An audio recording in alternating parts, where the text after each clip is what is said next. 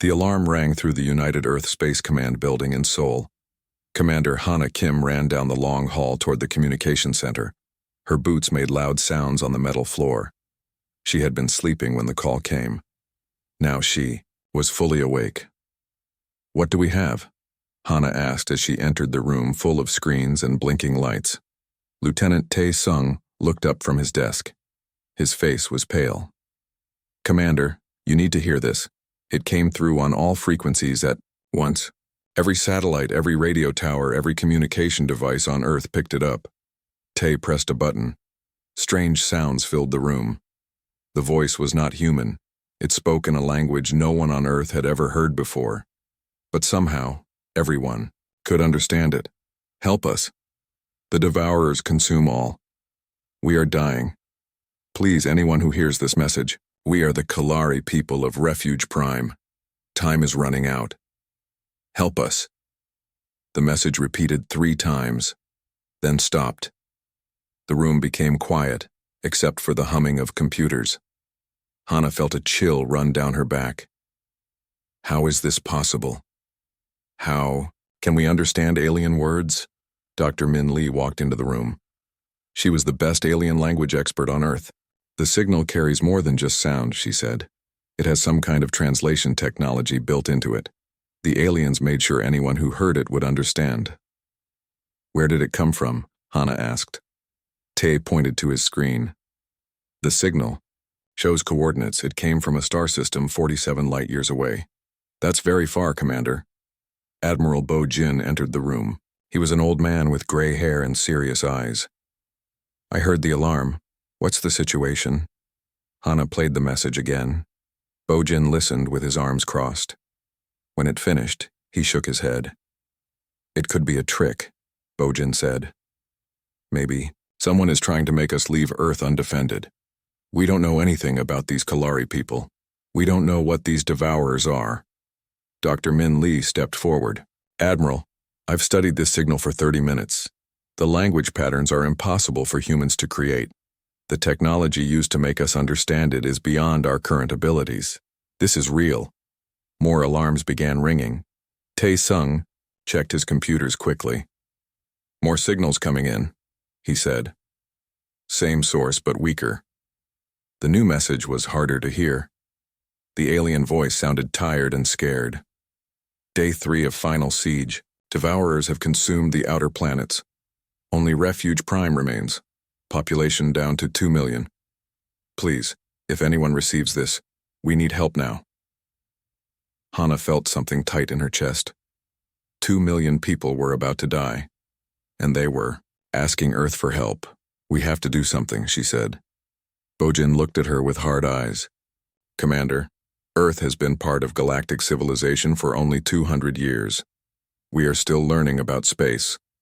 Other alien races see us as children playing with toys. What could we possibly do that advanced civilizations could not?" Another message came through. This one was very weak. The alien voice was breaking up. "Day 4. Devourer ships in orbit.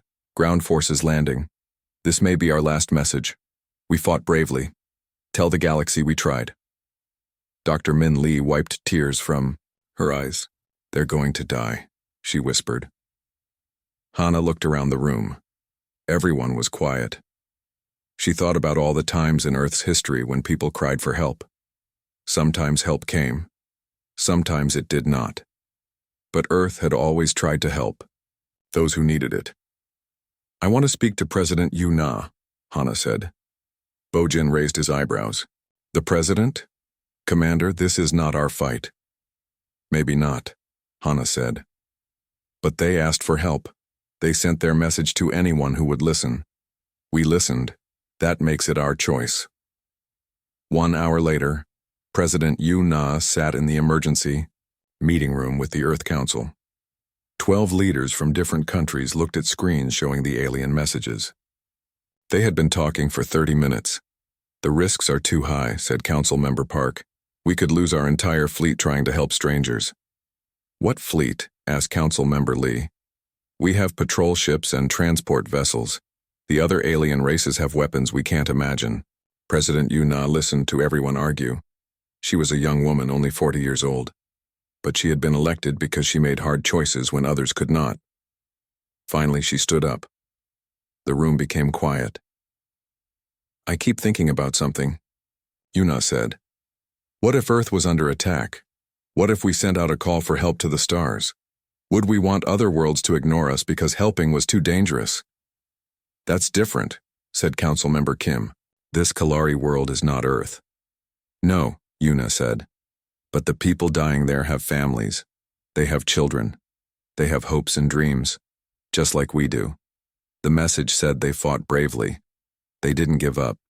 They asked for help only when they had no other choice. She walked to the big screen showing space. 200 years ago, Earth thought we were alone in the universe. Then we met other alien races. We learned we were part of something bigger. Now we have our first chance to be part of something important. "What are you saying?" asked Councilmember Park. Yuna turned to face everyone. "I'm saying we send help. We send our best." Bojin leaned forward. "President, we don't have a military force that can fight unknown alien enemies." Yuna smiled. "Admiral, we have Iron Legion." The room became very quiet. Iron Legion was Earth's most secret military unit.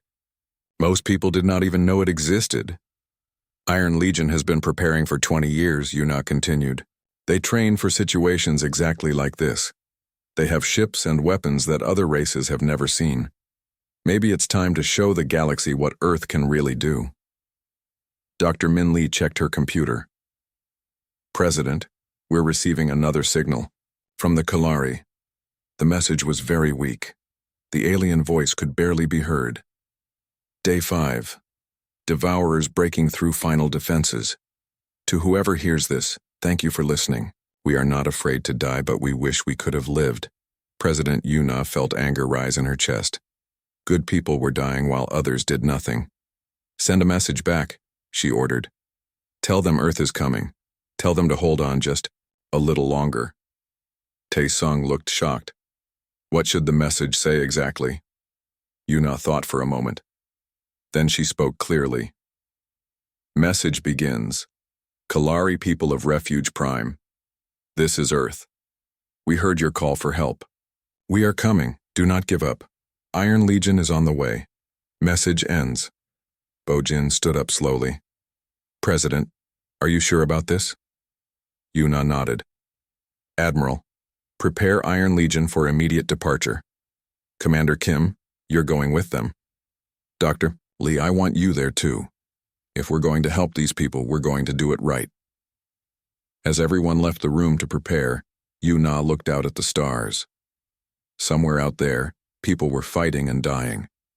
Soon, Earth would show the galaxy that humanity did not ignore cries for help. Iron Legion was going to war. Captain Dongmin walked through the hidden military base deep under the mountains of Korea. The hallways were made of black metal and strange blue lights. Most people on Earth did not know this place existed. Even fewer knew what happened here.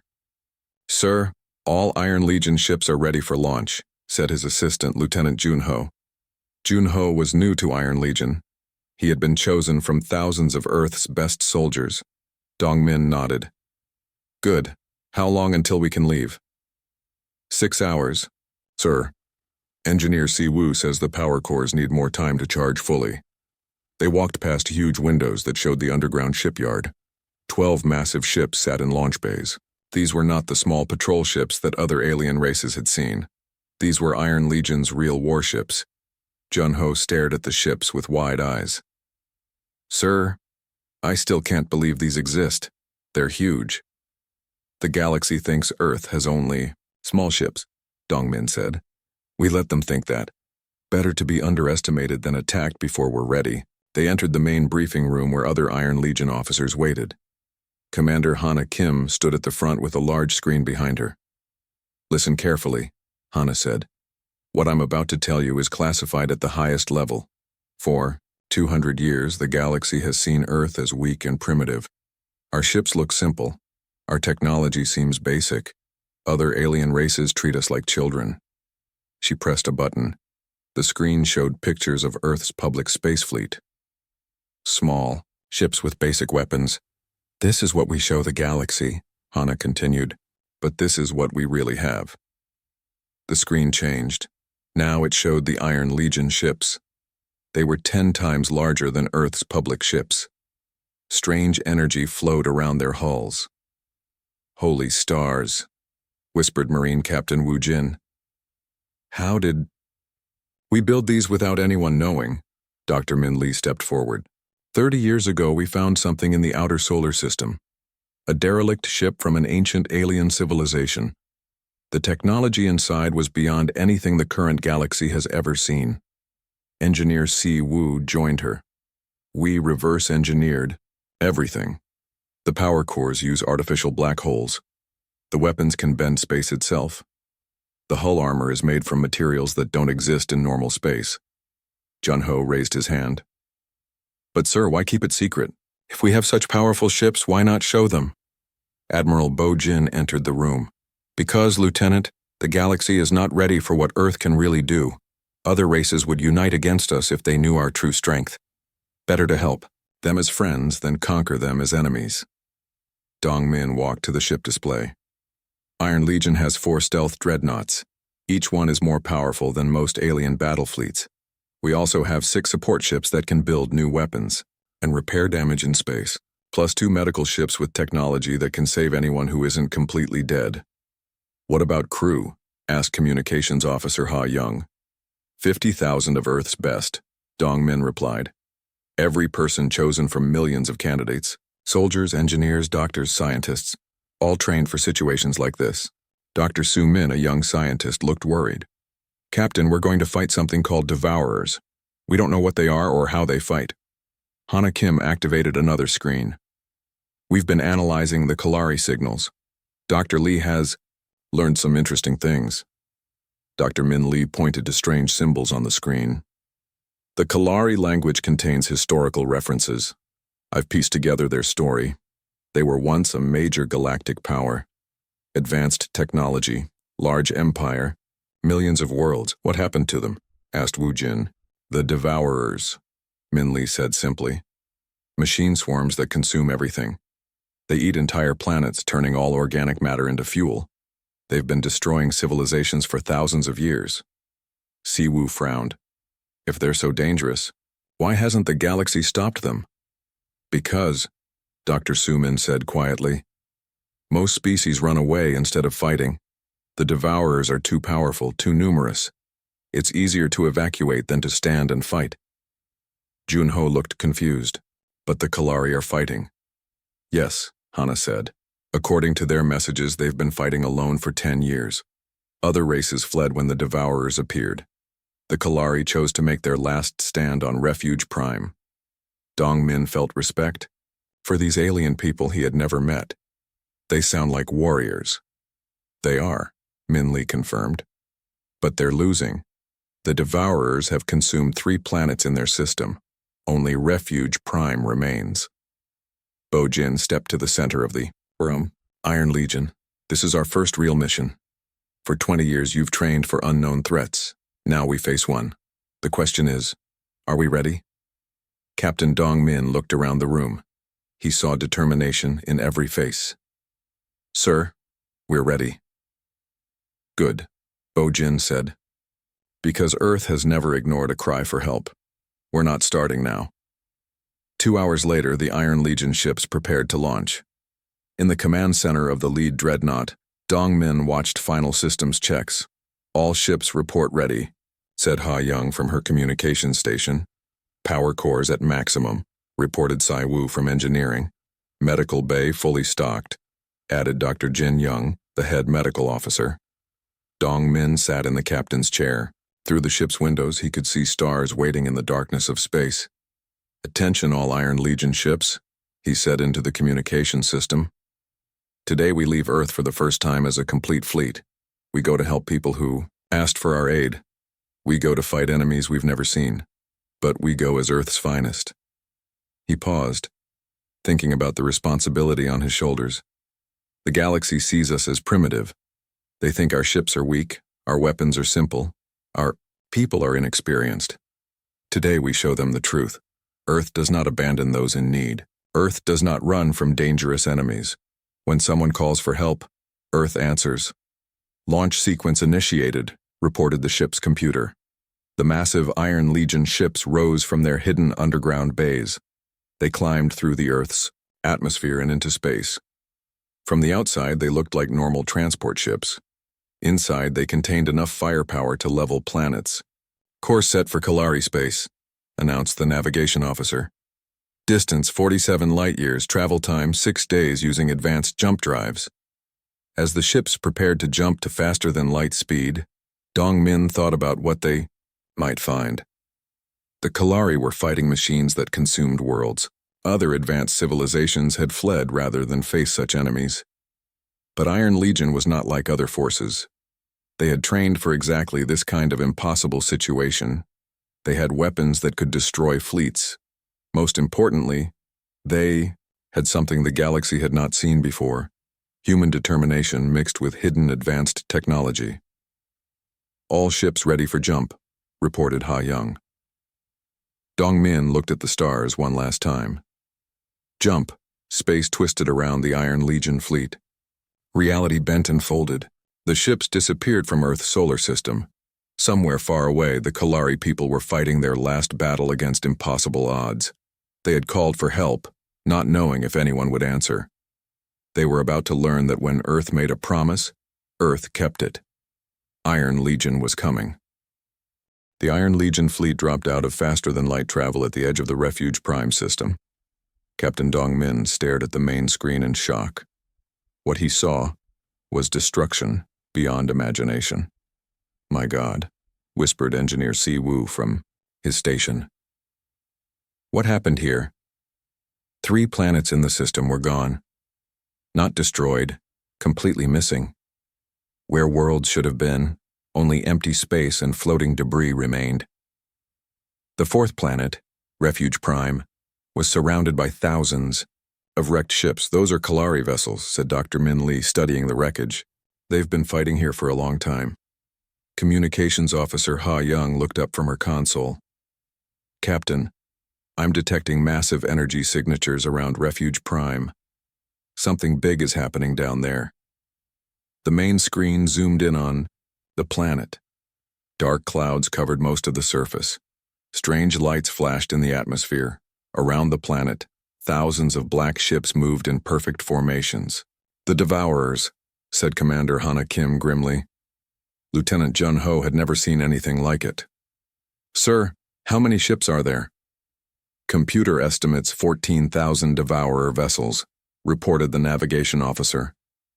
"Various sizes. The largest ones are bigger than our dreadnoughts." Dong-min felt a cold weight in his stomach. Iron Legion had 12 ships. The enemy had 14,000. "Captain," said Dr. Su-min from the science station, "I'm reading massive energy drains from the planet's surface. Something is consuming the planet's core." "They're eating it from the inside," Min Lee said with horror in her voice. "That's how they consumed the other 3 worlds." Ambassador Yoon Soo entered the bridge.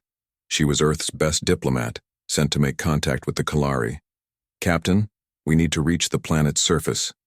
If there are survivors, they need to—" "No help has arrived.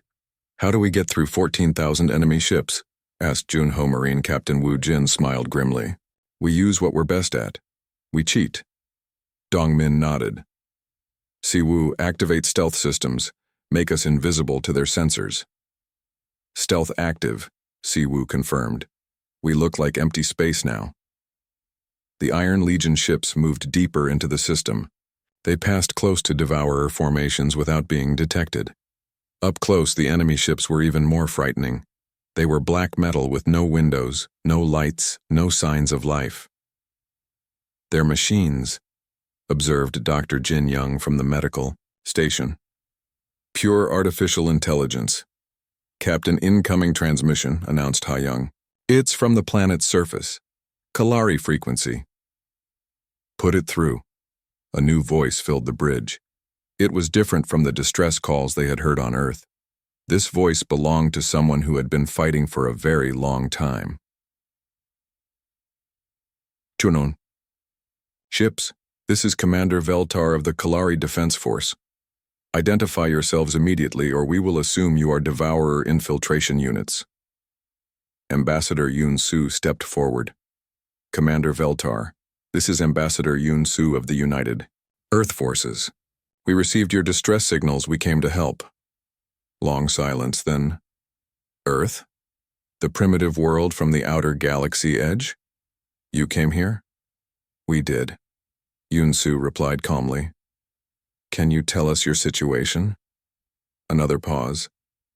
Earth ships, you, should leave immediately. The Devourers cannot be stopped. We have been fighting for 10 years.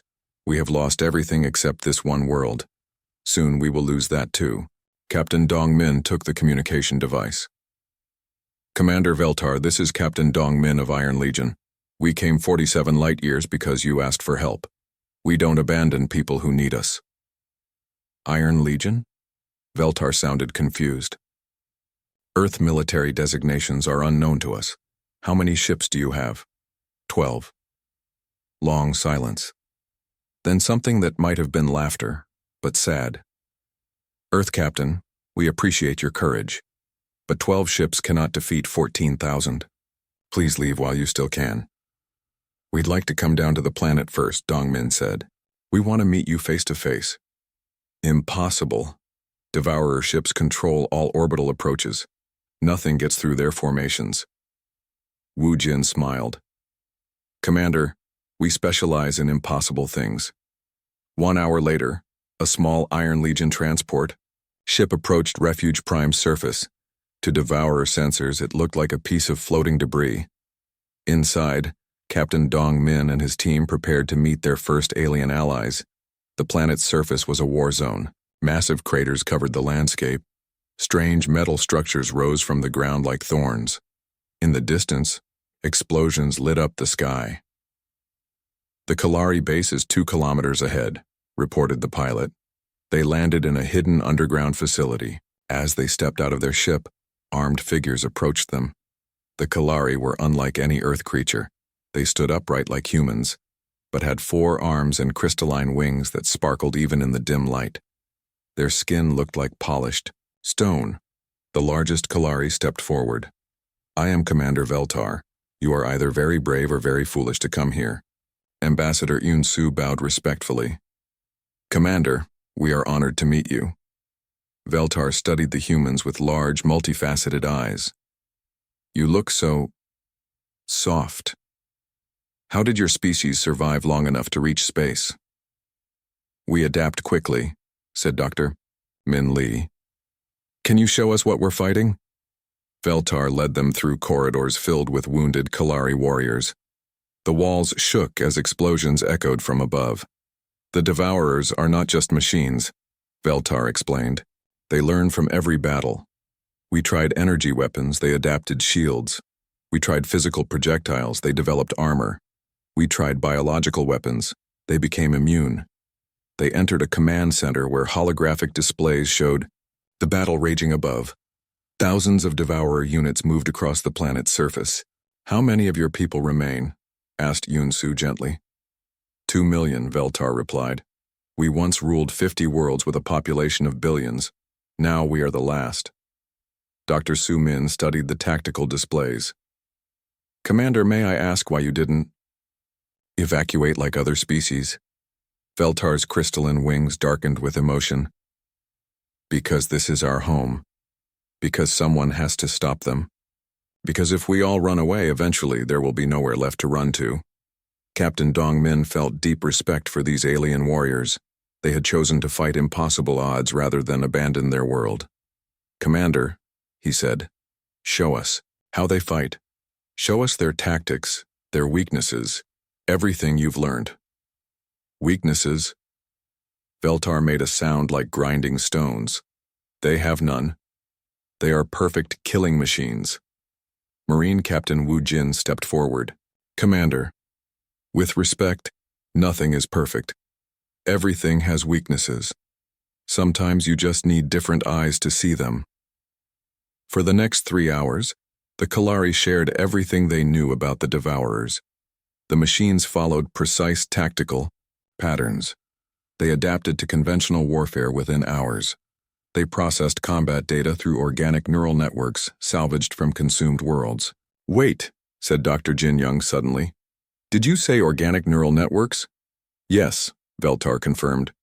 They use the brain patterns of species they have consumed to process information. Jin Young looked excited. That's their weakness. Organic brains don't think like machines. They can't predict truly irrational behavior. Irrational behavior? Veltar looked confused. Captain Dongmin smiled. Commander, you've been fighting them with logical tactics, honor, strategy, conventional warfare. But humans don't always fight. Logically. What do you mean? We mean, said Wu Jin with a grin, that Earth specializes in fighting dirty. Veltar stared at the humans with something that might have been hope. Tell me more about this odd dirty fighting. As alarms rang through the base announcing another Devourer attack, Captain Dongmin began to explain how humans fought wars. He told Veltar about guerrilla tactics, psychological warfare, and battles won through cunning rather than strength. You fight without honor? Veltar asked, sounding shocked. We fight to win, Dongmin replied. Honor doesn't help dead warriors. For the first time in 10 years, Commander Veltar allowed himself to believe that maybe, just maybe, there was still hope for Refuge Prime. Outside, the Devourers continued their perfect, logical assault on the planet. They had no idea that Earth's Iron Legion was about to teach them a new kind of warfare. The first phase of Earth's battle plan began at dawn on Refuge Prime. Captain Dongmin stood in the Kalari Command Center watching displays that showed enemy positions across the planet. This is insane, muttered Commander Veltar, studying the human battle plans. Your strategy makes no logical sense. Exactly, said Marine Captain Wu Jin with a smile. That's the point. Admiral Changsu's voice came through the communication system from orbit. Iron Legion fleet in position. We're ready to spring the first surprise. What the Devourers saw was this: 12 primitive Earth ships attempting to break through their orbital formations. The human vessels moved in predictable patterns, firing simple energy weapons that barely scratched Devourer armor. What the Devourers didn't see were the hundreds of stealth platforms that Iron Legion had been quietly placing throughout the system for the past 6 hours. These platforms looked exactly like space debris, pieces of old Kalari ships floating helplessly in the void. Devourers are adapting to our weapon frequencies, reported Communications Officer Ha Young. They're moving to surround our ships. Perfect, said Changsu. Let them think they're winning. The Devourer fleet moved into attack formation around the Iron Legion ships. 14,000 enemy vessels formed perfect geometric patterns designed to destroy the human fleet with maximum efficiency. That's when Engineer Si Wu activated the real trap.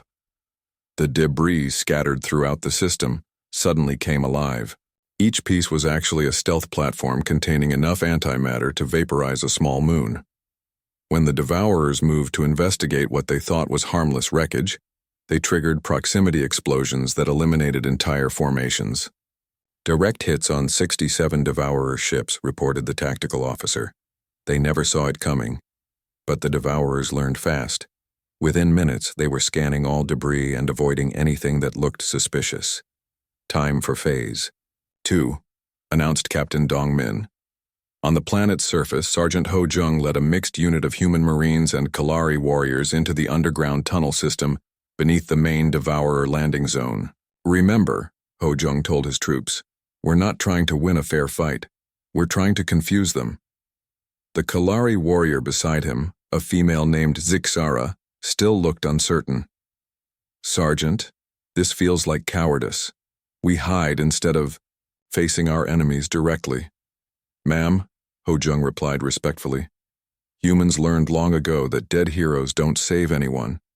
Better to be a living coward who wins than a dead hero who loses. They placed explosives throughout the tunnel network, but not where the Devourers would expect. Instead of targeting important structures, they rigged random maintenance tunnels, storage areas, and abandoned sections.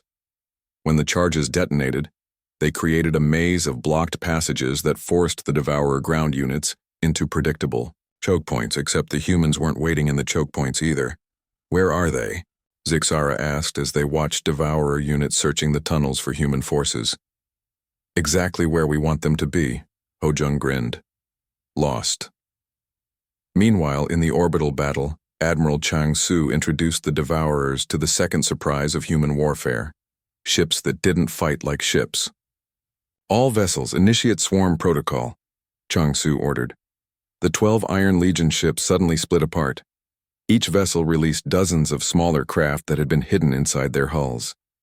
What looked like 12 ships became 300. Independent fighting units, each with its own weapons and shields.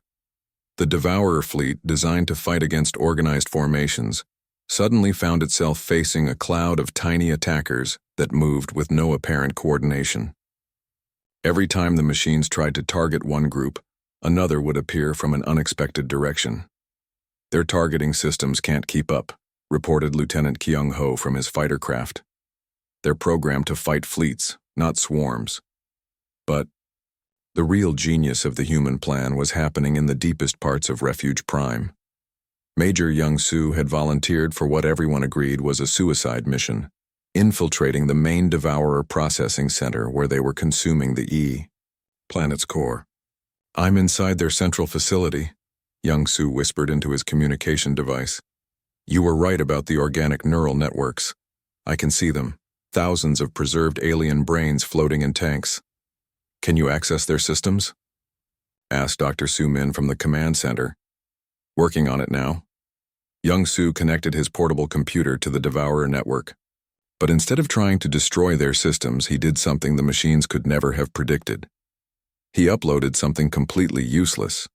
Every piece of Earth entertainment media from the past 50 years, movies, music, books, games, comedy shows, poetry, art, millions of hours of human creativity poured into the Devourer collective consciousness. What will that accomplish? Asked Veltar, watching the data transfer. Dr. Jin Young smiled. Confusion. The Devourers process information logically. They can handle tactical data, scientific knowledge, military intelligence. But human art doesn't make logical sense. It's emotional, contradictory, meaningless, and meaningful at the same time. The effect was immediate. Across the battlefield, Devourer units began hesitating mid-action.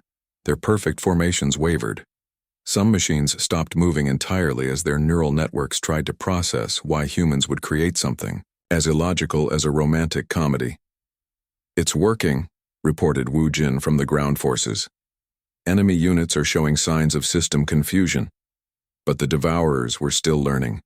They began isolating the corrupted data and adapting their networks to ignore human emotional content.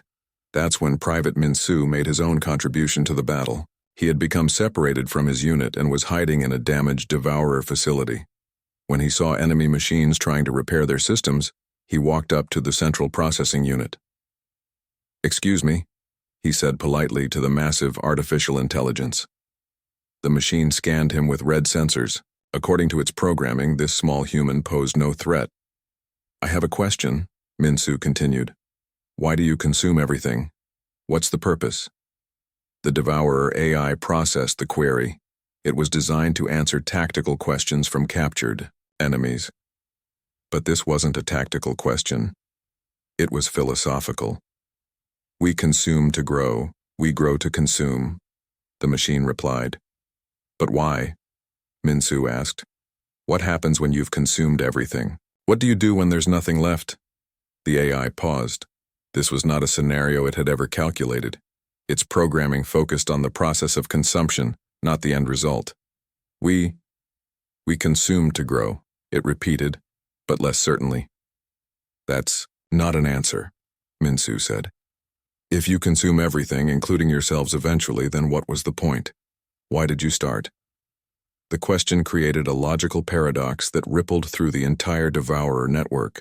Every machine in the system tried to process why they existed, if their ultimate goal made their existence meaningless. For the first time in thousands of years, the Devourers stopped attacking and started thinking.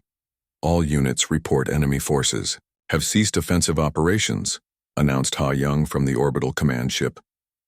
Commander Veltar stared at the tactical displays in amazement. They're just sitting there. Systems analysis indicates widespread neural network conflicts throughout the Devourer Collective, reported Dr. Su Min. They're having an existential crisis. Captain Dong Min activated the fleet communication system. All Iron Legion forces, this is command. The enemy is confused but not defeated. Prepare for final assault while they're vulnerable. Sir, asked Lieutenant Jun Ho, what if they resolve their logic conflict? Dongmin looked at the displays showing thousands of motionless Devourer units. Then we hit them with the one thing they'll never be able to adapt to. What's that, sir? Pure human stubbornness mixed with overwhelming firepower. The Iron Legion, prepared for the final phase of the battle. The Devourers sat motionless, their perfect minds struggling with an imperfect question asked by a single human soldier who refused to accept "because we can" as a reason for destroying worlds. For the first time in the war, the Kalari began to believe they might actually win. The final battle began when the Devourers resolved their logical crisis in the worst possible way. Instead of finding answers to Private Minsu's existential questions, they simply deleted the questions from their programming.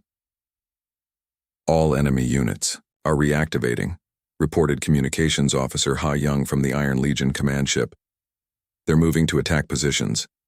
Captain Dong Min watched the tactical display as 14,000 Devourer ships organized into their most devastating formation yet.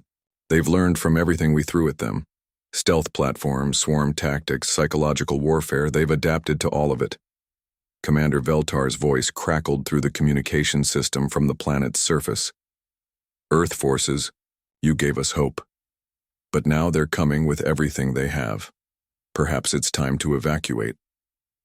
Negative. Dongmin replied firmly. Iron Legion doesn't retreat. But privately, he was worried. The Devourers had adapted to every trick in the human playbook, how they were attacking with the fury of machines that had been made to question their own existence.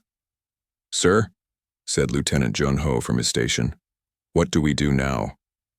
Dongmin looked around the bridge at his crew. These were Earth's finest warriors, but they were facing an enemy that seemed unstoppable. We do what humans do best, he said finally. We improvise. Admiral Changsu's voice came through the speakers. All ships prepare for final engagement. We're going to try something that has never been done before. What's the plan, sir? Asked Engineer Si Wu. There is no plan, Changsu replied. Every ship is going to operate independently. No coordination, no formation, no central command, pure chaos. Marine Captain Wu Jin understood first. You want us to be completely unpredictable? Exactly. The Devourers adapt by studying our patterns, but if we have no patterns, they can't adapt. It was the most insane military strategy in human history. 12 ships fighting 14,000 enemies with no coordination whatsoever. Every captain would make their own decisions, choose their own targets, follow their own instincts. Begin chaotic engagement, ordered Changsu. The Iron Legion fleet scattered across the battlefield like seeds in the wind. Each ship moved in directions that made no tactical sense. They attacked targets randomly, retreated for no logical reason, and regrouped in formations that served no strategic purpose. The Devourers tried to predict human movements, but there was nothing to predict. The Iron Legion wasn't following any doctrine because they had abandoned all doctrine. Enemy adaptation protocols are failing, reported Dr. Su Min from her science station. They can't develop countermeasures for tactics that change every few seconds. On the planet's surface, the ground battle became equally chaotic. Sergeant Ho Jung led his mixed human Kalari forces in what he called maximum confusion warfare. Squad 1 attack the enemy's strongest position, he ordered. Squad 2 run away from the weakest position. Squad 3 sit down and have lunch. Squad 4 paint targets on your backs and dance in the open. Kalari warrior Zixara stared at him in horror. Sergeant, that makes no sense at all. Ma'am, that's exactly the point. The Devourer ground forces found themselves facing an enemy that seemed completely insane. Human soldiers would charge directly into overwhelming firepower, then suddenly retreat for no reason. They would ignore strategic positions to attack meaningless targets, then abandoned those targets to defend empty ground. Meanwhile, Lieutenant Kyung-ho was having the time of his life in his fighter craft. "Command, this is the most fun I've ever had in combat. I just attacked 3 different enemy formations, retreated through an asteroid field while singing Earth folk songs, and somehow destroyed a Devourer command ship by accident." But the real breakthrough came from an unexpected source. Dr. Min Lee had been studying Devourer communication patterns when she made a startling discovery. "Captain," she announced excitedly, "I've figured out how they coordinate with each other. They use quantum entanglement to share information instantly across their entire fleet." "Can we disrupt it?" asked Dong Min. "Better than that," Min Lee smiled. "We can hijack it, using technology reverse-engineered from the ancient alien ship. Found in Earth's solar system, Dr. Min Lee connected to the Devourer quantum network. But instead of trying to destroy their communications, she did something far more clever. She began broadcasting human thoughts directly into their collective consciousness. Suddenly, every Devourer unit in the system was experiencing human emotions. For the first time, they felt confusion, fear, hope, anger, love, and most importantly, doubt. "What is happening to us?" transmitted one Devourer ship to another. "Unknown. Systems are feeling things. This should not be possible." The effect was devastating. Machines that had never questioned their programming were suddenly experiencing the full range of human emotional chaos. Some Devourers stopped attacking to help wounded comrades. Others began arguing with their own orders. A few actually defected to the human side. "Devourer fleet cohesion is collapsing," reported the tactical officer. "Half their units are no longer following commands." But the battle wasn't over yet. The core Devourer consciousness, the central intelligence controlling the invasion, was fighting back. It began purging emotional data and reasserting control over its units.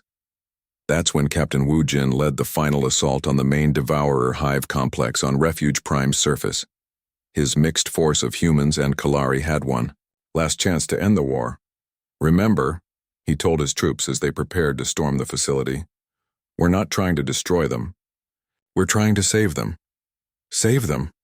asked a confused Kalari warrior. "They are our enemies."